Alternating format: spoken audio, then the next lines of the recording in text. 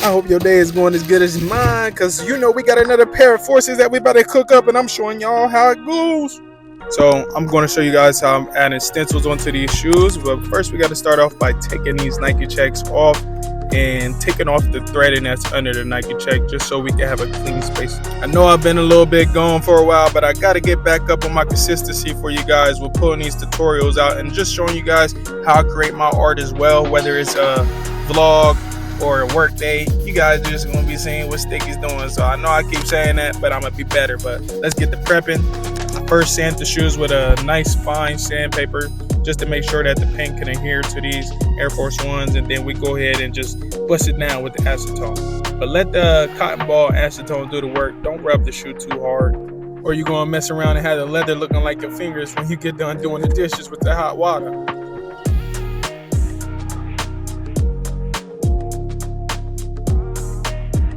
Applying my masking tape, and you see me like going in with my fingernail just to add crease marks so I can see where I'm going with my X-Acto knife, just to make sure I got it properly masked off.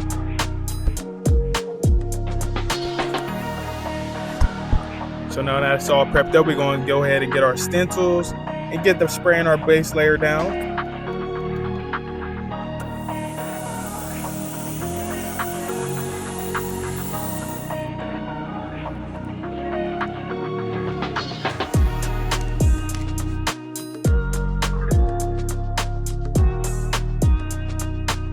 On this motion right here, just you see how I constantly just keep pushing down with my finger just to make sure that the vinyl is staying on the transfer tape, because sometimes they just want to actually stick on that backing. So I want to find my placement where I want to put it. I always press down in the middle first just to smooth it out, and then work my way to the edges. So now we're going to first start off with a base coat of flat white. I do about 2 to 3 coats just so I can make sure it's solid enough, because orange is a more transparent color, and I want to be able to do less layers because we don't want to just clump up a whole bunch of paint on the toe box. That's definitely going to cause the shoe to crack when you're wearing them.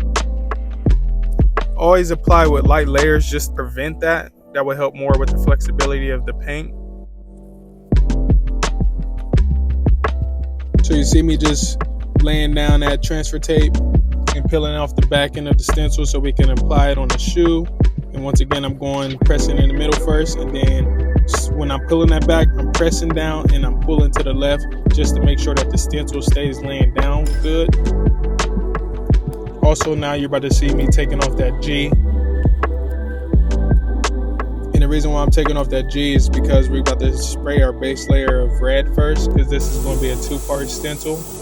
So let's go ahead and do about 2 to 3 coats of the fire red. Make sure you're drying about 5 to 10 minutes between each coat if you don't have a heat gun. But if you got a heat gun, go ahead and spray that coat on there. Spray it with the heat gun for a good minute or two, and then spray on another coat. But then you see me apply that G back on there. And now we're going to be just applying our navy blue.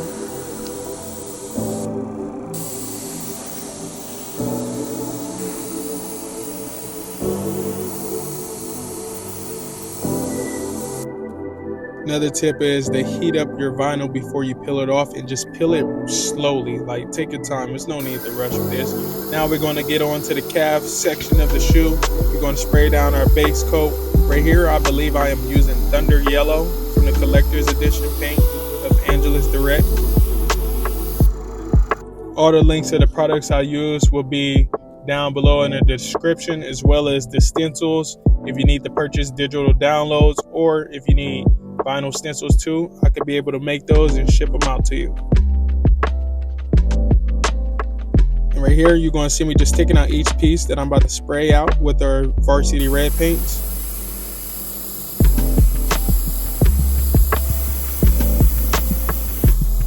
Just light layers, easy does it. You're going to get about 2 to 3 coats on here as well. And right after I fill up this section, you're going to see me placing back in the vinyl pieces, so I can weed out for our next color change.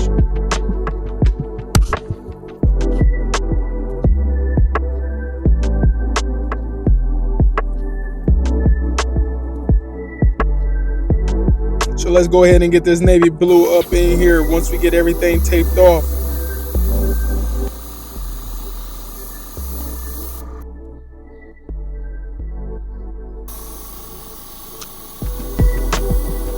If you made it this far in the video, make sure that you give me a like, subscribe, and also turn on that post notifications so you can know anytime I drop a new video. Very much appreciate you. Alright, so now we got this stenciled all weeded out. It's time to go ahead and use our transfer tape and put this sitting on top of there.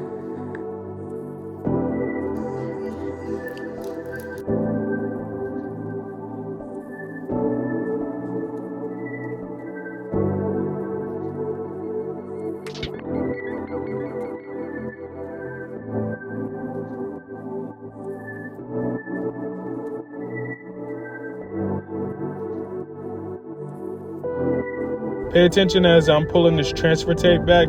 You see I'm using my fingernail to press that down into each groove of the shoe, just to make sure that the stencil is like in there. And for extra precaution, just use a heat gun and use your fingernail and place it like over each part of the stitching, over each crease, just so you can make sure that when you are spraying, you don't get no bleedage under your stencil.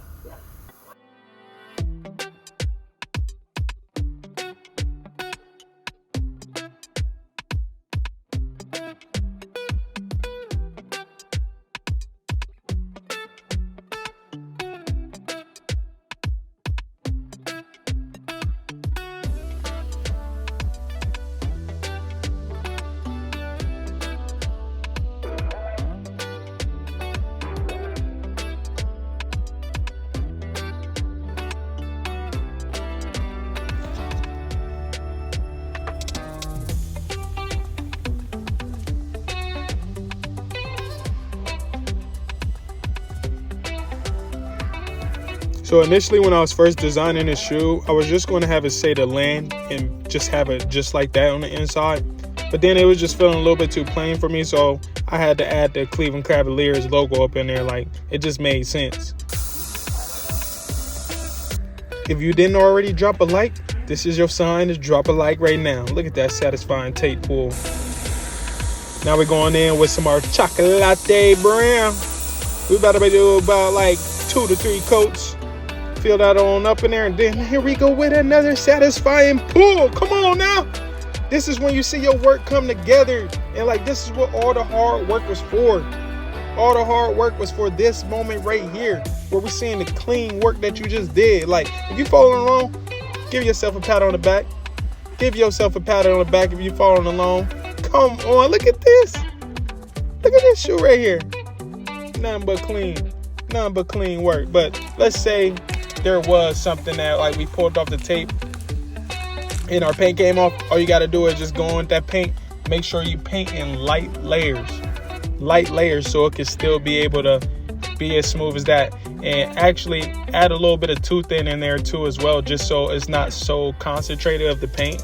Because if you just go with regular paint and try to paint over something that you airbrush, it will be a little bit darker just because that paint was thinned out. So once again, light layers and thin out your paint. Now we're about to go on there with our little, I call this the dabbler.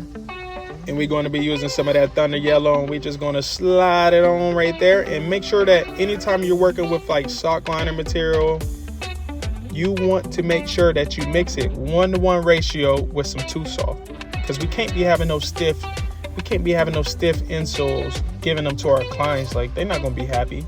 And after you do get done actually filling that all in, make sure you heat set the shoe.